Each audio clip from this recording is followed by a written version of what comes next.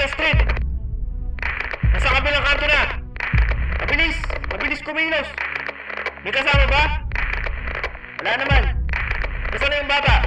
Punta ng pantalan. Mahabol niyo ba yan? Oo. Dali lang to, boss. Huli na yan.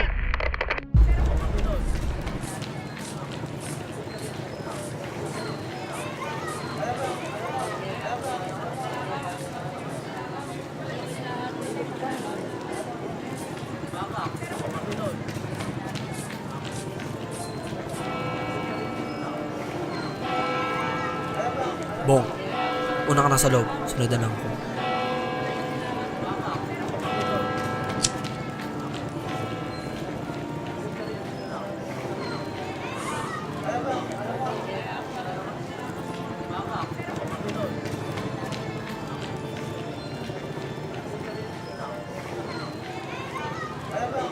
Kuya, sampagita po. Ay, pasensya na. Wala eh. Sige na, kuya.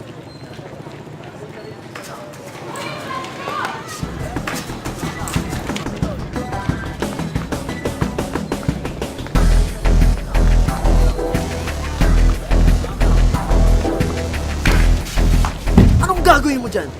Akin na yan! Bakit sa'yo ba to? Akin na to! Babalik mo o dadaling kita sa pulis?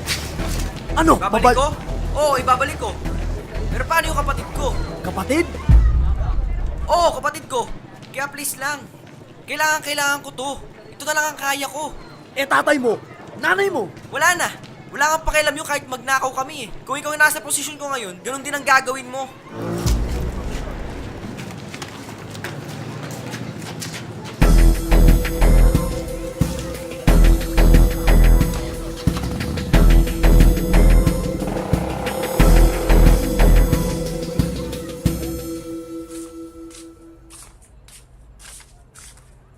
Kamusta nga palang school?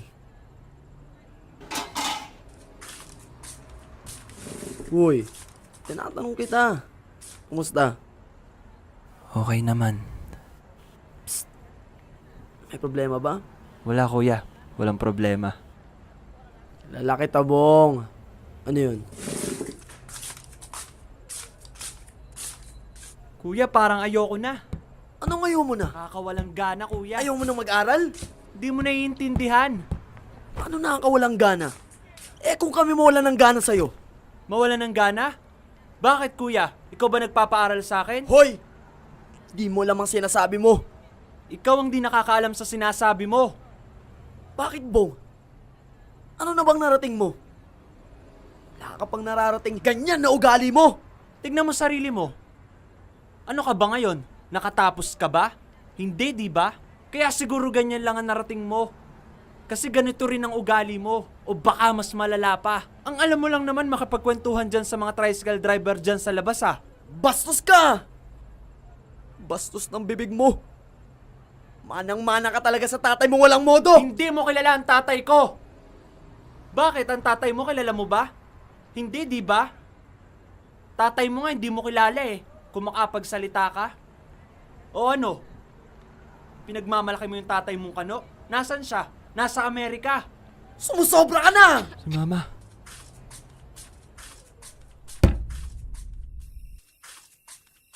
Narinig ko yun, Bong. Hindi mo dapat pinagsalitaan ng kuya mo ng ganun. Una, magkaiba man kayo ng tatay, hindi naman magkaiba ang turing ko sa inyo. At saka, kaya hindi nag-aral ang kuya mo kasi gusto niyang mauna kang makatapos.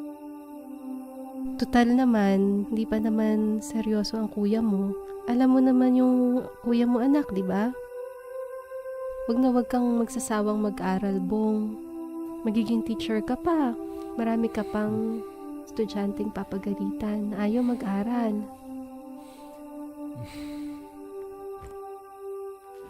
Bong, wait lang. Nakakailang hours ka na sa OJT mo? Bale, 120 hours out of 300 po, ma'am. So marami ka palang kulang ah. Merong feeding program ang Student Council sa Thursday. So yun ay sponsor ni Mayor. So sumama ka roon at yung oras na iaalat mo doon, ibabawas natin sa internship mo para makatulong. Sige po, sabihin niyo na lang po kung ano pong gagawin Okay, ko. basta lumapit ka lang sa akin. Salamat po, ma'am. Sige po, Welcome. salamat po. Ma! Ma! Ma! O kuya, kumuha ka muna ng tubig sa loob.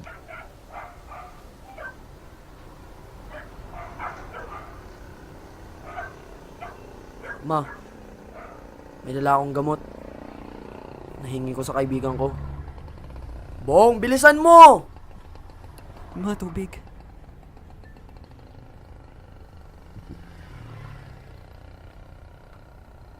Okay na ako. Na gasgas lang ang lalamunan ko sa pag-ubo. Huwag kayong masyado mag-alala. Doon lang ako sa tulay. Kuya! Kuya, sorry na. Wala na yun, Bong. Tapos na yun. Huwag mo na isipin. Pwede ko na bang malaman kung ano problema mo sa school? Kasi may mga taong alam mo na, kontra, husgahan ka, lalaiting ka. Kahit gaano kagaling yung performance mo, kuya, pagtatawanan ka nila eh. Alam mo, Bong, di mabubuo ang mundo kung walang mga ganyang klaseng tao. Di magiging perpekto ang paligid mo kung walang mga plastic. Kung walang mahilig mga kompetensya. Kung walang pabida. At syempre, kung walang talangka. Daming ang talangka eh. Yun na nga eh. Huwag kang magpa-apekto. Kasi pag nagpa-apekto ka, talo ka. Pag nagpa-api ka, tsak na talo ka. Kaya ito, Bong, sinasabi ko lang. Minsan, gagamitin ka ng mga tao para umangat sila. Ito, tandaan mo, Bong. Binababa ka ng mga yan kasi mas mataas ka sa kanila. Tandaan mo yan, Bong. O siya, una na ako. Pasok pa ako eh. May trabaho ka na?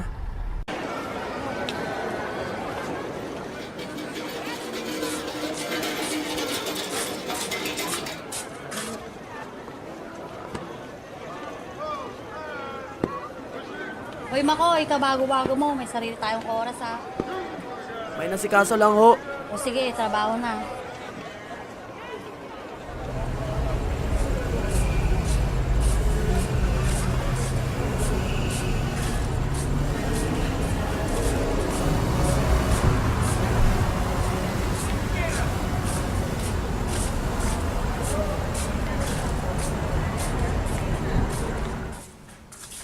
Musta? Oh.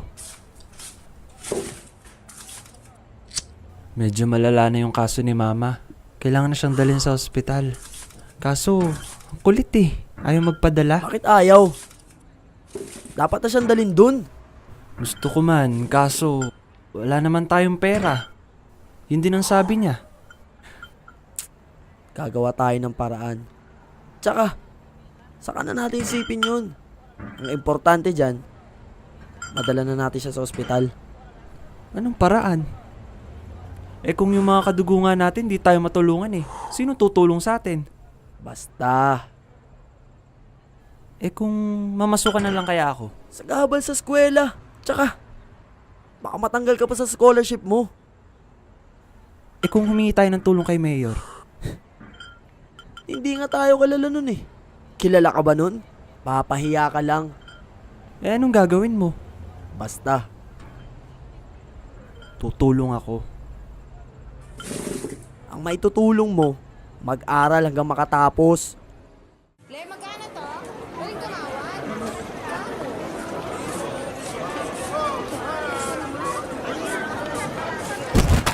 Bente na lang. Ay, Diyos ko naman, Makoy, perwisyo. Sorry ho, Punyemas, bawas sa sahod yan, ha? di na ho mauulit. Talagang di na mauulit. Dahil di ka na mauulit dito. Maghanap ka ng ibang kakargahan. Eh di kayo na. Kala mo ata lahat ng Kala tao nyo naman, madadala lalaki ng sa pinapasahod nyo sa akin. itsura. Eh di dun ka sa iba. Di makatao pa sahod nyo. Akala mo naman makakakita ka na malaking magpasahod dyan. Malaki na nga yung pinapasahod namin sa'yo eh.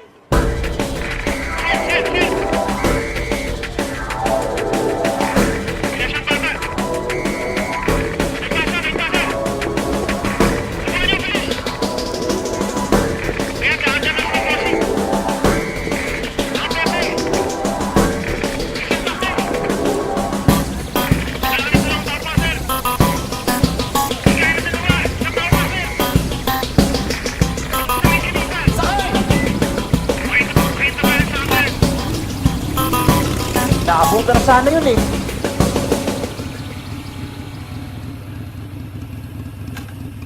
Thank you dito ah. Boy, labas dyan!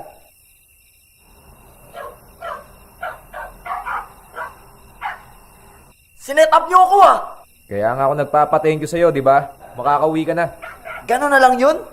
O, ano akala mo? Pasalamat ka nga, niligtas ka pa namin eh. Sinet up niyo lang ako, kaya to the rescue kayo sa akin. Para makuha yung mga ninakaw niyo. Yan na nga, daldal mo, daig mo pang babae. Salamat.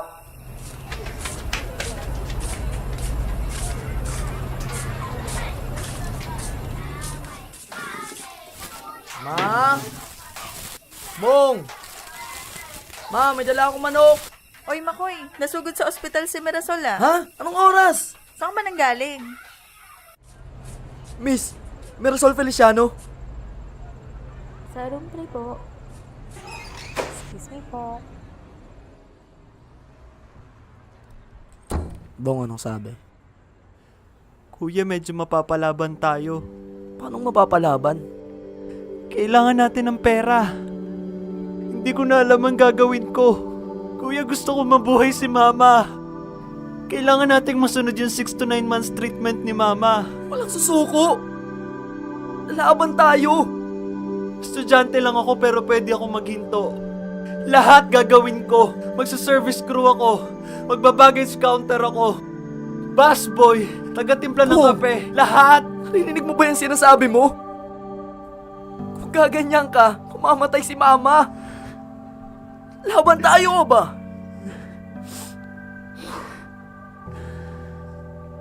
May pasok ka pa bukas. At ako, Bong, kahanap pa ako ng trabaho. Bakit ano nangyari?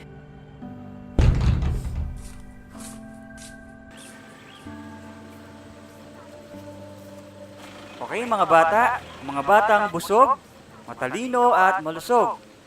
Kaya kakain tayo para... Matalino at malusog! Very good!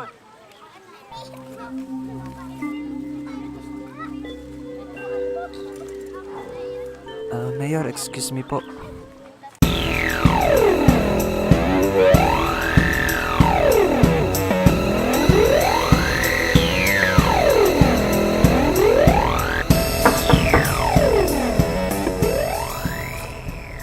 Oh, ano na naman? Hingi sana akong pabor eh. Hindi ako politiko para hingan mo ng pabor. Alam ko, dahil ang hihingin kong pabor, ay hindi kayang gawin ng politiko. Alam mo, sa ibang araw ka na lang bumalik. Kailangan ko kasi. Masakit yung nanay ko. Anong mapapala ako sa'yo kung tutulungan kita? Hati tayo, Nick. Paano naman ang hatian? 50-50. Basta, magkapera lang. Okay!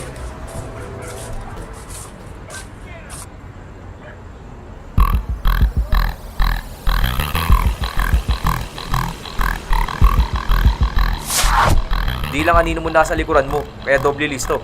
So, anong plano?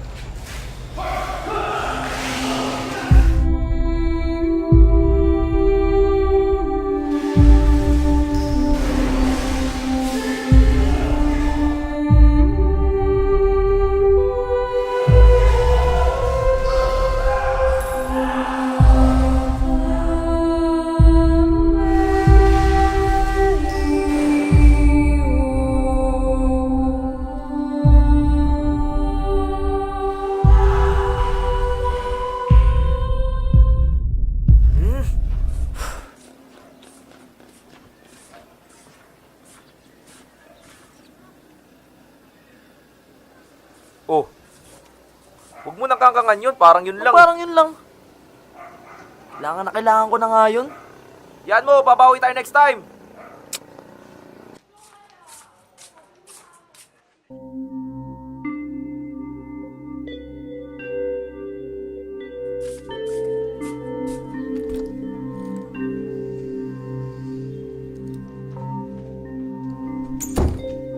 Asan si mama? Relax, kuya.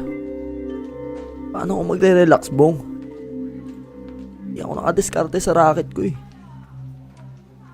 Trinay ko naman buong araw pero Huwag ka na mag-alala, kuya. Okay na siya. Nandun na siya sa x-ray room. paanong... Si Mayor, nagkamali ka sa kanya. Tinulungan niya tayo. Sabi ko nga, babayaran ko pero sabi niya wag na raw. Pero babayaran ko pa rin kasi nakakahiya eh. Hinusgahan natin siya, kuya. Teka nga pala, puntahan ko lang sandali yung doktor. Kakausapin ko, ha? Bong, paano natin babayaran yung mayor mo? Kuya, mag-aaral ako. Magiging teacher ako. Magtuturo ako.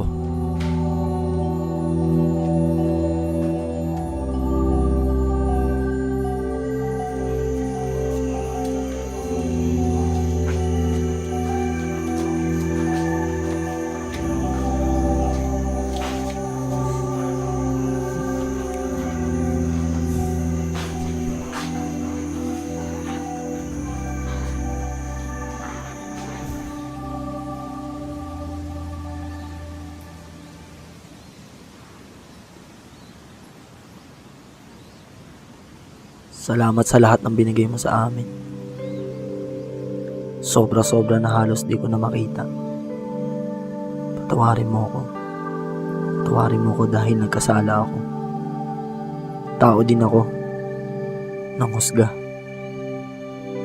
May mga tao palang inakala mong masama, pero alagad pala ng kabutihan. Sana mas marami pang mga tao na mayantok na nagliliwanag sa ulo nila. Higit sa lahat, hindi pala paghahasa ng patalimang solusyon sa mga problema. Nakalimutan kong nandyan ka pala.